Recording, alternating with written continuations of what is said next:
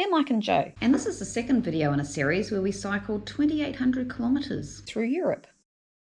We've already documented this journey via our vlogs, but this is a condensed version which will also cover how many kilometres we cycled per day, campgrounds we stayed at, food we ate, basic costs, and tips we learnt along the way. In the previous episode, we start in England, where we cycle from Bournemouth to Poole and catch the ferry to Cherbourg in France. Then we cycled down to Angers. In this episode, we'll follow the Eurovelo 6 route along the Loire Valley from Angers to Nevers.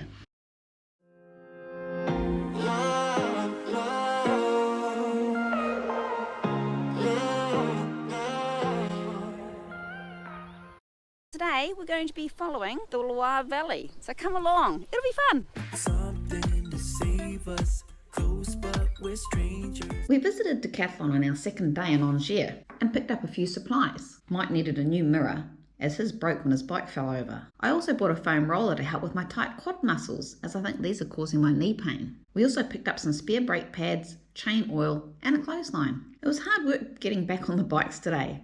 To avoid Angers, Mike navigated backwards rather than forwards, and there seemed to be a lot of hills. We were looking for the Eurovelo 6 route, which runs through the Loire Valley, then the Danube all the way to the Black Sea. We are only going to follow the Loire to Mulhouse, then we'll follow the Rhine up to the Dutch coast. After some mucking around trying to find the EV6 route, we eventually found it. We saw a bunch of cycle tourists following a nice cycle path along the river, who seemed to know where they were going, so I suggested we follow them. It was fantastic, cruising along a flat cycle path beside the river, wind in my hair, not a care in the world. Then it dawned on us. We were going the wrong way. We were heading back towards Nantes, and we didn't want to go that way. So if you are joining a route partway through like we did, make sure you're going the right way. It may seem obvious, but it caught us out a few times. Eventually we found the route going the right way, and all was good with the world. It was clearly marked, and it was just a matter of following the signs. So these are the signs we're following now. Mike had downloaded the GPX file onto his Garmin, but for some reason it doesn't want to follow the route the signs are taking. So right now we're just relying on the signs. After a while, the signs gave us two choices. We could follow the quiet country roads to the next town for 6.5 kilometres, or we could turn off and follow the river to the same town for only 6 kilometres. It was a no-brainer really. We'd follow the river. And here we've got an example of the flat-bottomed boats of the area. It's because the river, although it's quite a big river, in places it's very shallow. So that's why it's got a flat bottom. It turned out the river path was on loose gravel and in full sun. It was hard work in the 35-degree heat, and it seemed no matter how much water I drank, I couldn't kill the thirst. At the town, we stopped and had a Coke to refresh ourselves, then continued 14 kilometres to the next camp. We crossed over the river. Much nicer on this side. It's a solid surface and there's little pockets of shade. Felt very exposed from the sun on the other side.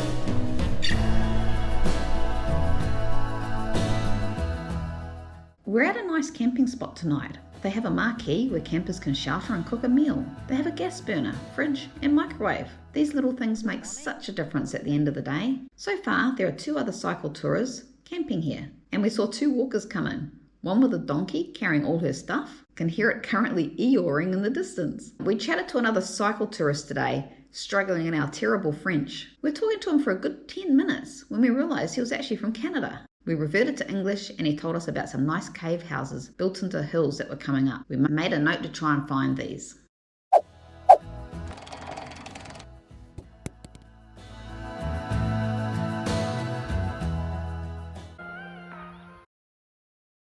We're actually following the Loire Valley now. It's a Eurovelo 6 route which goes all the way to the Black Sea, but as I mentioned yesterday, we're not going that far. We actually end up buying some maps because we don't trust Google or the Garmin. If we were to do this trip again, we'd buy map books of the route, as we found it much easier to plan our days and upcoming camping grounds using a physical guide.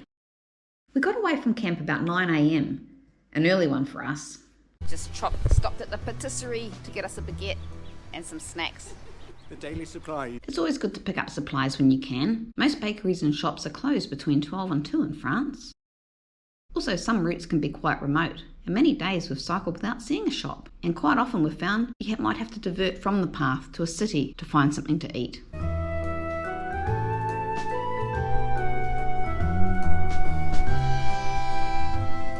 The signs have screwed us up today. We thought we'd follow the signs because it said to go this way, so we went that way. I checked Google Maps before I left and it said it was a mostly flat route. Suddenly we're going up and down hills, big hills too. Finally get back to the river, and it turns out we could have cycled all the way along the river from where we camped. Even though we bought the maps, we thought we'd trust the signs. If you're ever doing this, just double check what the signs are telling you. This is something else to keep in mind. The Eurovelo 6 route isn't necessarily just one route. There seems to be many variations. Just come into a little town of Saumur. Apparently there's some caves here, like buildings built into caves and whatnot. That sounds really interesting, so can't wait to see those. We'll show you when we find them.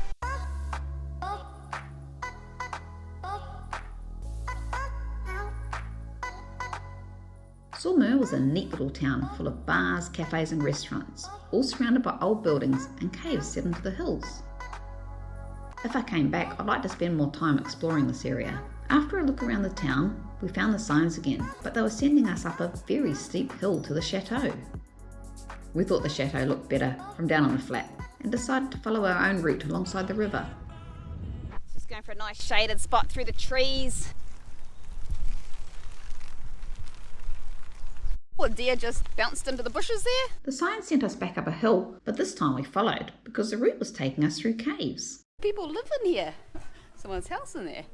It's a way to get away from the heat built into the cliffs. These caves were built in about the 16th and 17th century, and the people actually lived here, worked for the chateau. And people still live here today. See the little houses here.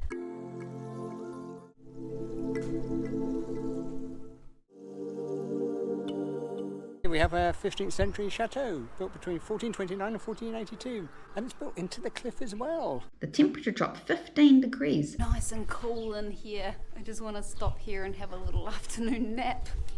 Do you think that's allowed, Mike? They're just saying they need a table and chairs in here so we can stop and have our lunch. And look, there's a table. This place is awesome. It's got a toilet. It's got a pizza oven. And if you're on an electric bike,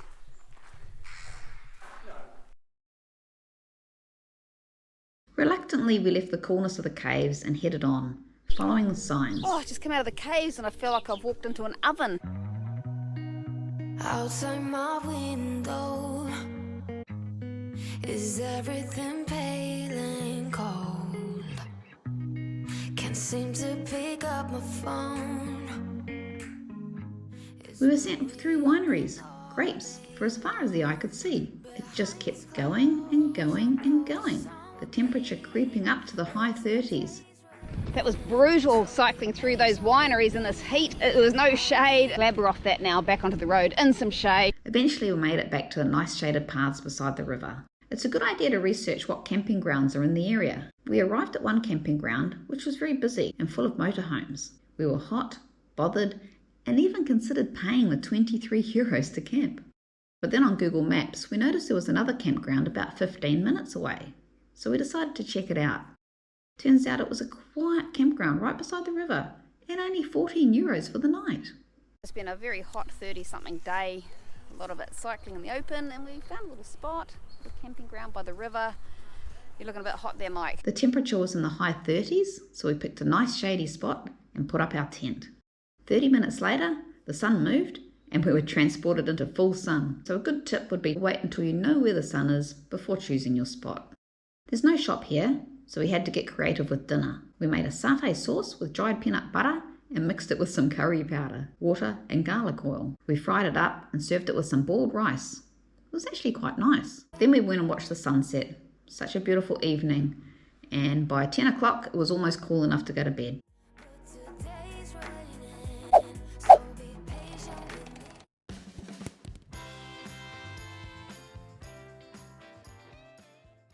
Good morning. This is a nice way to start the day, nice and cool. We left at 8 this morning. We're trying to avoid that heat that we had yesterday.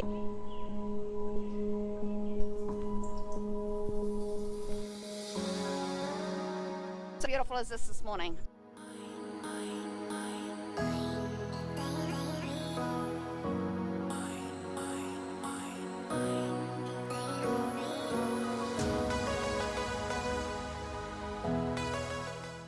Just so perfect today. It's good getting out earlier, it's just not as hot. It's still probably about 25 degrees, which we'd consider hot in New Zealand, but after sweltering in 35-degree heat yesterday, feels cool. It's lovely. Perfect! Most of the day was smooth, flat cycle paths, a lot of it beside the river. We barely had to check we were going the right way. We passed a lot of cyclists going the other way, and they all called out bonjour. So we were constantly bonjouring people all day. As we continued our cycle, I spotted a magnificent chateau on our right. We turned off and took a little detour. It was really impressive.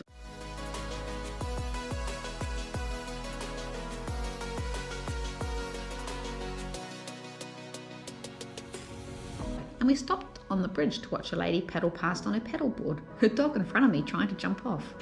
We had planned to stop at a campground just 30 kilometres away, but we got there at midday and decided to ride a further 20 k's to the next camp.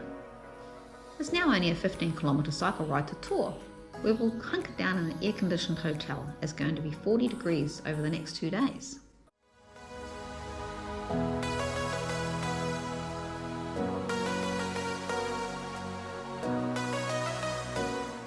It's going to be 38 tomorrow, 41 the next day, so we thought we'd head for Tor and have a couple of days in a city in a nice hotel, nice air-conditioned hotel.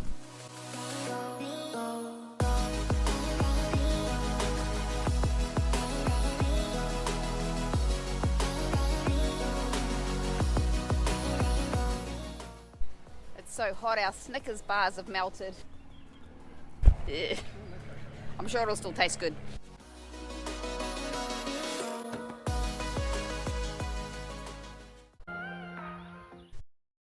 Welcome to day 19 of our cycle tour. We're on our way to Tor today.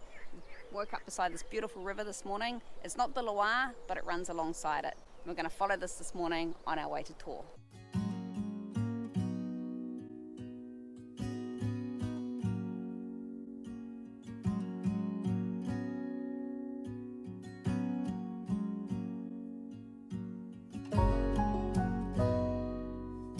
What a beautiful morning. It's just stunning. Clear blue skies, the river is still, little flowers growing in the wheat. Bonjour. It's just magical. Again, the route was mainly flat, through fields of wheat, and sometimes fields of sunflowers. We did stop at a water mill with a unique system to raise or lower the water wheel so it could be used no matter what the level of the river. We arrived in Tor after a short 17-kilometre cycle ride, checked into our hotel, had a shower, and went out for dinner. Neither of us had any idea what we were ordering, and I ended up with raw fish, and Mike had a snail. After dinner, we went for a walk and took in the nightlife of Tor. Wanna move my feet, wanna drink my wine, wanna move my feet, wanna drink my wine, wanna move my feet, wanna drink my wine, wanna move my feet, wanna drink my wine.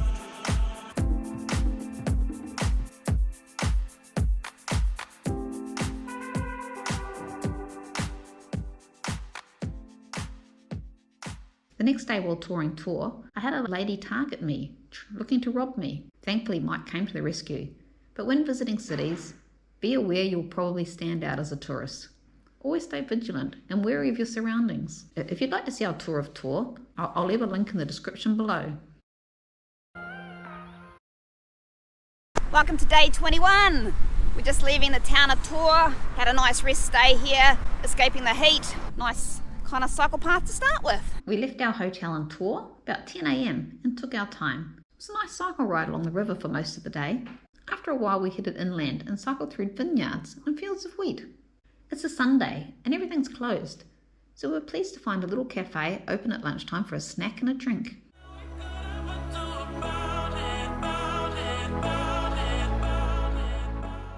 Nice easy cycling today. I can see why this route's so popular.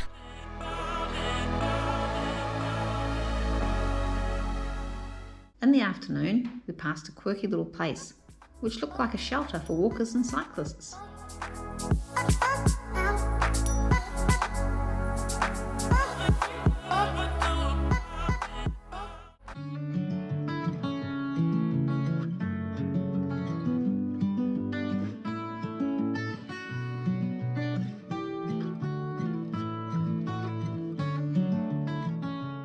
We arrived in the town of Amboise and were struck by the magnificence of the chateau.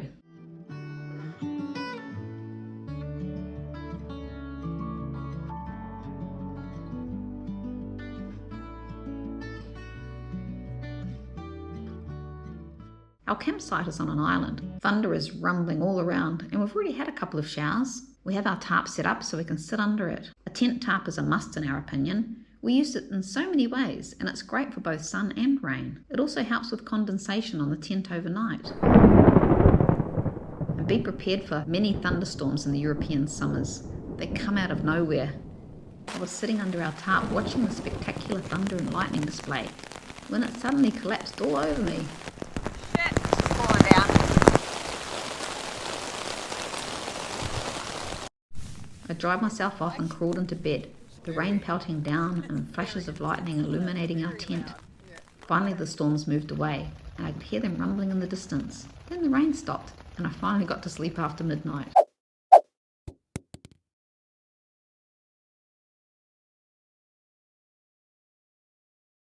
We had a slow start to the day. We had tea, followed by coffee, followed by muesli, followed by waiting for the sun to dry out our tent. We eventually got packed up and left camp at 11 a.m. We cycled through the town of Amboise, then pushed our bikes up a very steep hill. It was threatening to rain all day, but it still hasn't happened.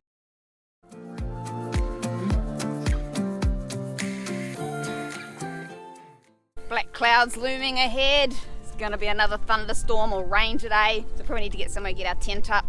I think we're going to stop soon anyway. We only rode 25 kilometres today as we found a nice campground by the river for only €10 a night. It also has a shelter beside our tent, which is good, as dark clouds have appeared. As per usual, there's no shop here, so we had to rely on emergency rations. We had some dried salami that didn't need refrigeration and fried it up with some rice. We also fried up some stale baguette and garlic oil, and it was really nice. Not a vegetable in sight though. There was a nice sunset tonight and still no rain as yet.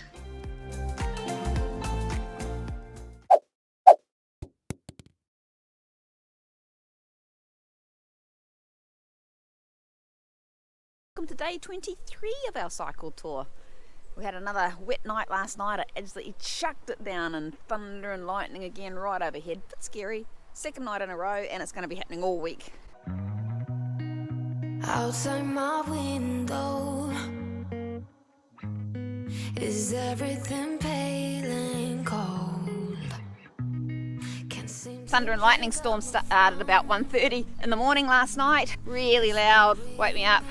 And then went for a couple of hours. I just read my book, couldn't sleep through it. So I feel really tired today. Haven't had a lot of sleep. We had our tent tarp over our tent and it stayed relatively dry and we managed to pack up a dry tent. We've now run out of cereal. We had a little bit for breakfast, but due to lack of shops, we've been unable to replace it. We left camp this morning a little hungry and with very little water. About an hour into our ride, we were pleased to find a little patisserie which served coffee. We also ordered a pastry each, despite my pledge to give them up.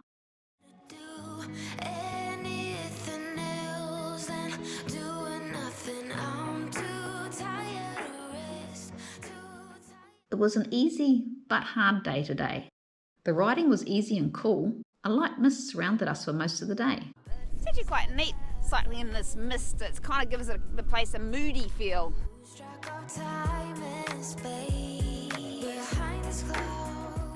I just seem to be lacking energy, probably due to our bad diet and lack of sleep. We found a nice campground beside the river for only €13 a night. There's our little camping set up for the night. This is for the shelter if it rains and it's sunny. It's the summer solstice tonight and they've got a really cool band playing right next to the campground. We found a shop, they didn't have any cereal, so we bought bacon and zucchini and made a pasta.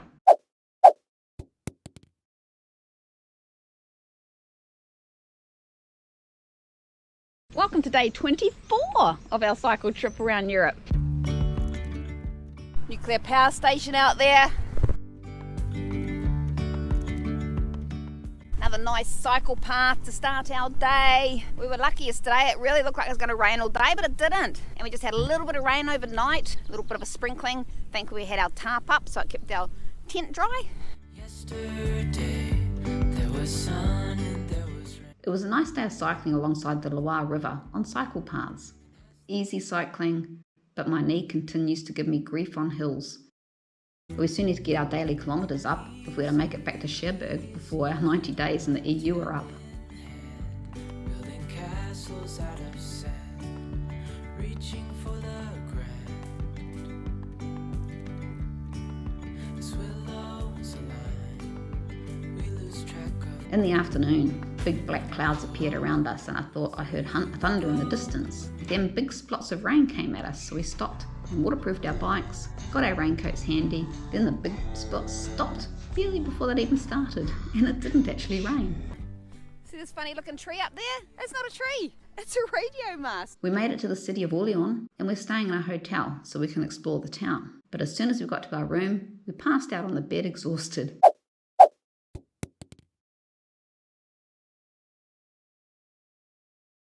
Welcome to day 25. We're just leaving our hotel in Orléans. In English looks like Orleans. It's basically Old Orleans, I think. We're just heading off. See you on the road.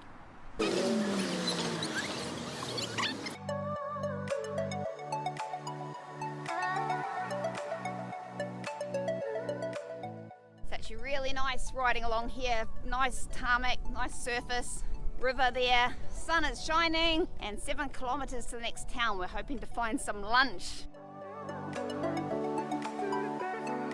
So we just stopped in the little town of Jargeau for lunch. We managed to find a patisserie that was open. Had a ham and cheese baguette each.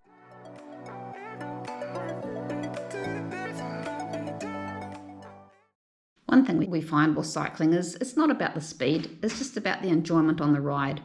We weren't racing, we weren't trying to clock up any particular kilometres or anything. Okay, so I was just overtaken by a runner.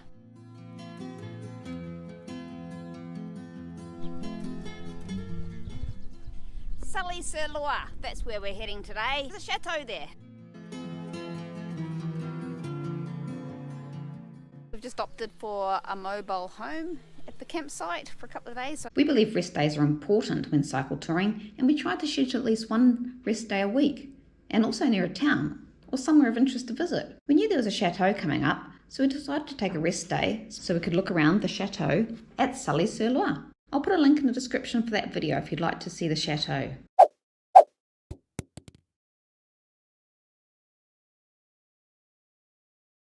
Good morning and welcome to day 27 of our cycle tour. And starting across this really cool bridge. We came across here yesterday to see the chateau. Wanna move my feet, wanna drink my wine, wanna move my feet, wanna drink my wine, wanna move my feet. We left our little cabin at 10 a.m. just as it started to spit with rain. Then it stopped and started with drizzle all day, but it was quite nice for a change. How cool is this? It's a canal going across a bridge. And we're going to go across it too. And Mike's going to tell you what it's all about. And the canal goes across the Loire. It's one of the longest canal bridges in the world. And it's built by the Eiffel Company. And it has a walkway on the side and ornate lanterns. It was built so that you didn't have to have locks to go down to the river, to cross the river, and then locks up the other side. So it built it straight across. What a feat of engineering.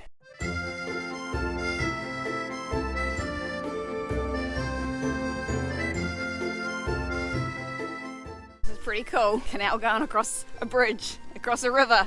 Don't see that every day.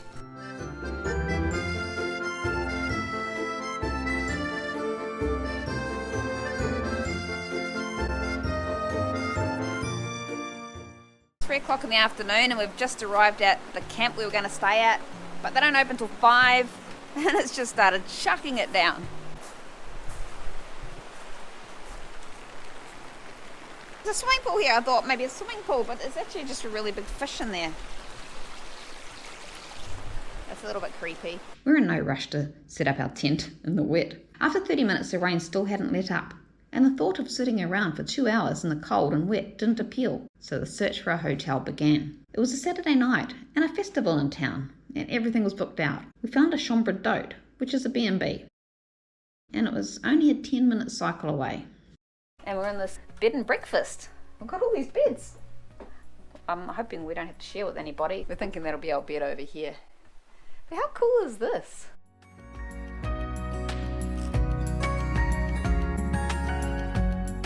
We walked into town and ate out at the only restaurant there.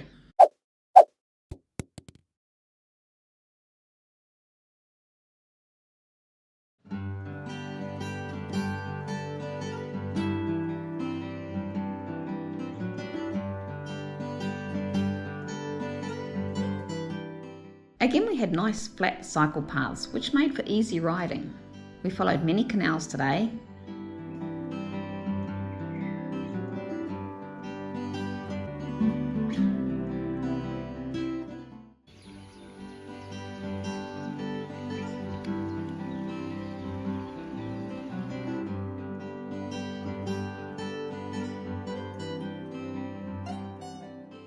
The highlight of the day was getting up close and personal with a nuclear power station. We were right next to it. I've never been so close to a nuclear power station. This is pretty cool.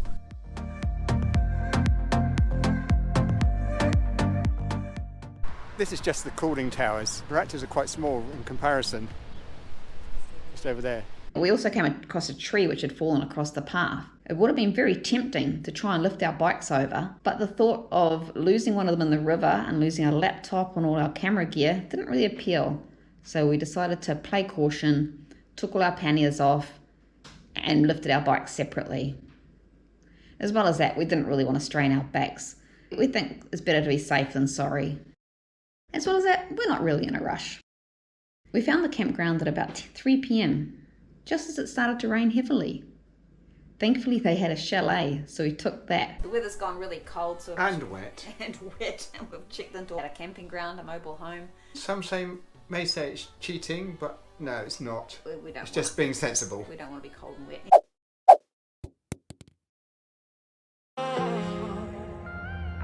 Welcome to day 30. It's almost a month of travelling. We need to get to Decathlon or some sort of bike store because my front tyre's starting to perish a bit, so I need a new front tyre at least. May need to see about replacing the other ones as well. I mean, they are pretty old tyres. Running down the same road like so many times before. Still I'm giving all I got. I just want to tell you something. The weather is sunny and warm again, and I've been wearing my knee brace, which helps a lot. It was a quiet day alongside canals and the Loire River.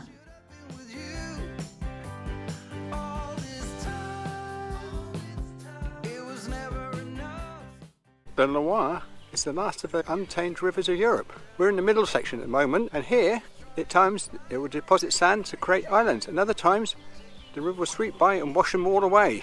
So the scenery is always changing. Hey, darling, can I tell you what's been on my mind? Sick and tired of the 9 to 5 in the city life.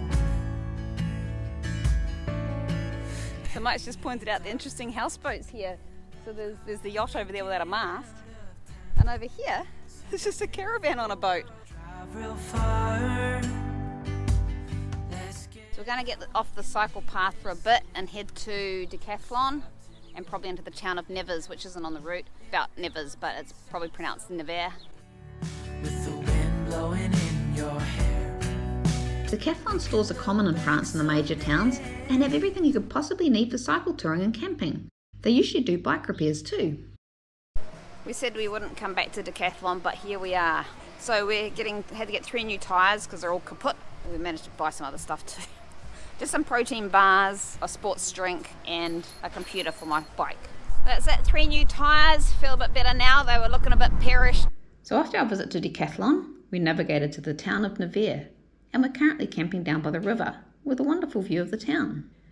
We did a quick photo snap tour of the town, then found a supermarket for supplies. We decided on a ready-made salad from the supermarket as it seemed easier and probably healthier than cooking.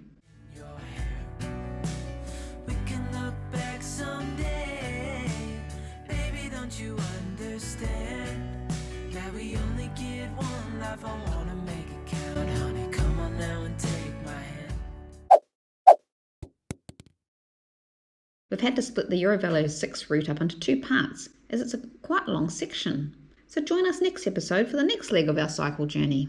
If you'd like to watch all of our vlog episodes, I'll put a link to a playlist down below. Thanks for watching.